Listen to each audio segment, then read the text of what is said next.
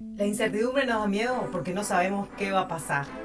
Pero hay algo que nos da más miedo, que es quedarnos para siempre en una vida que no nos haga vibrar. Y entonces, si el mayor peligro es no cambiar, bueno, tenemos miedo cuando nos mudamos, cuando empezamos algo nuevo, un trabajo nuevo, cuando queremos dejar un trabajo, cuando queremos separarnos o queremos empezar a salir con alguien, cuando queremos formar parte de un nuevo grupo. ¿Sí? Nuestro cerebro nos dice, no, quédate en el mismo lugar, Paula, que es conocido. Porque a nuestro cerebro nos gusta lo familiar, le gusta lo familiar. Entonces, pero si lo más lindo de la vida justamente es preguntarnos qué nos va a pasar, qué voy a descubrir, qué puedo llegar a ser, ¿no? ¿Por qué nos paraliza ese miedo? ¿Para qué nos paraliza ese miedo? Yo hace 2 años me mudé de casa y de barrio. Escuché mi voz interior que me decía, no, ya está, necesitas un cambio. Entonces cuando esa voz se transforma en una pulsación, no la puedes parar. Y por más que vengan los miedos, la incertidumbre de no saber qué va a pasar, fui avanzando. Entonces tuve que gestionar vínculos, emociones, negocios, y sin saber lo que iba a pasar. Entonces cuando pasé de esa puerta, porque es un umbral, ¿no? El umbral es esa puerta entre lo conocido y lo desconocido. Cuando vos pasás esa puerta, parte de tu vida anterior se diluye, se destruye o se queda ahí para que nazca lo nuevo. Entonces, por un lado, vivís la alegría de lo nuevo y por otro lado estás duelando, ¿no? Todo lo que ya no es, a pesar de que a veces lo pasabas bien. Entonces, lo importante cuando estamos frente a algo nuevo, para pasar ese umbral, es saber que si lo atravesamos, vamos a tener la fortaleza para poder afrontar lo que venga.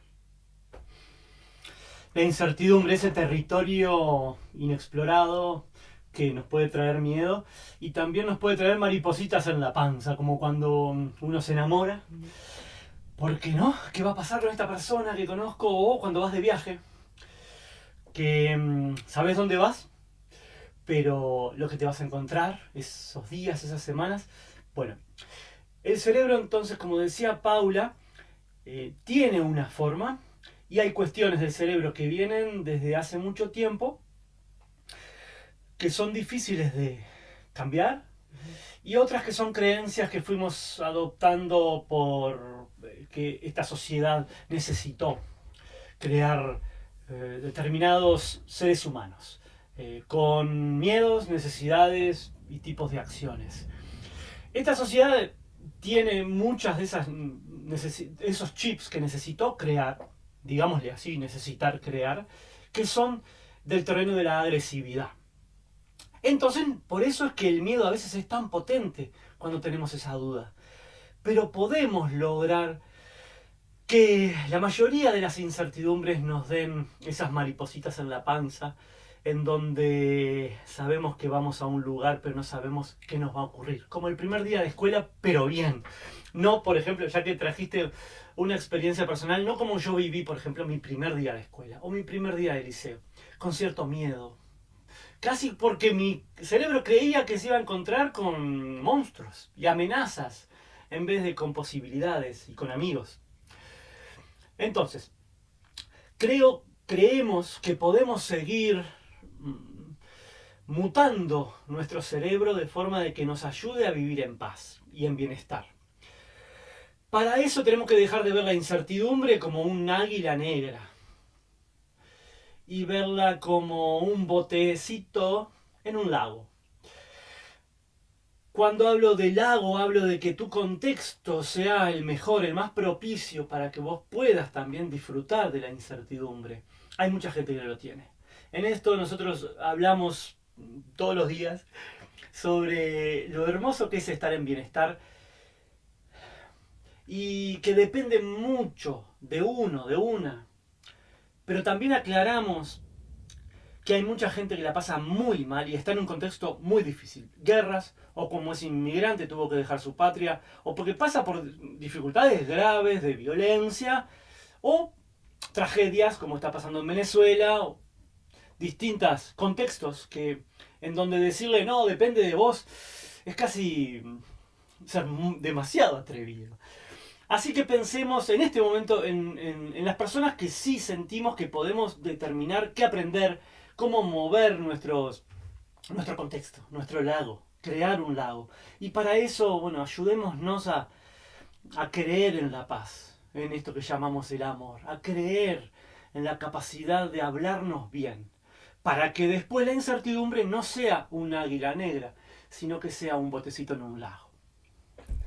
Me hiciste acordar a una charla que tuve ayer con el Turco Márquez, que es experto en diversidad sexual, sobre algo que él quiere cambiar. Hizo varios cambios en la Facultad de Medicina a nivel curricular y él hablaba de justamente cambiar lo que es en medicina, la distancia óptima entre el profesional y el consultante, que ya las mismas palabras te distancian, porque es distancia, ¿no? Y óptima, que es óptimo, lo mejor cambiarlo, modificarlo para una cercanía adecuada, que ya te acerca a la persona. Y a veces tenés que ponerte más lejos, a veces más cerca, ¿no? Pero hablábamos justamente de la resistencia que tiene la sociedad y ciertas estructuras por miedo a la incertidumbre, por miedo a qué va a pasar, ¿no?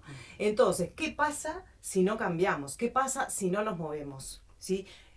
Estamos diseñados para cambiar, para movernos. Nuestra biología, permanentemente, cada día, nuestras células mueren, nacen. ¿Tá? Entonces, ¿cómo sé yo que necesito un cambio?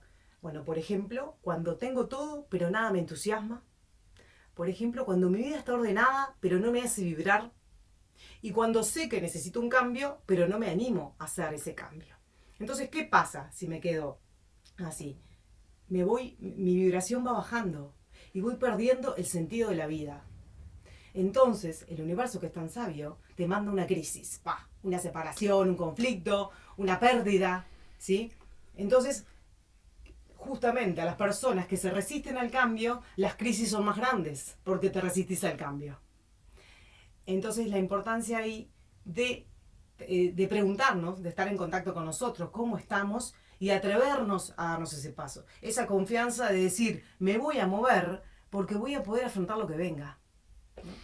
Para esto, cuando propusiste la incertidumbre como tema, recordé una película que vimos hace unas semanas o unos meses tal vez, italiana, de Paolo Sorrentino, que se llama La Grazia. La Grazia.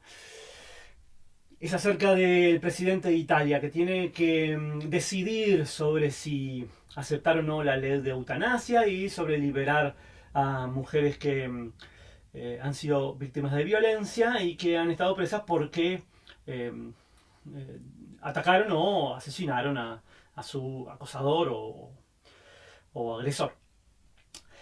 Y él se toma la película para dudar. La gracia es justamente eso, la duda.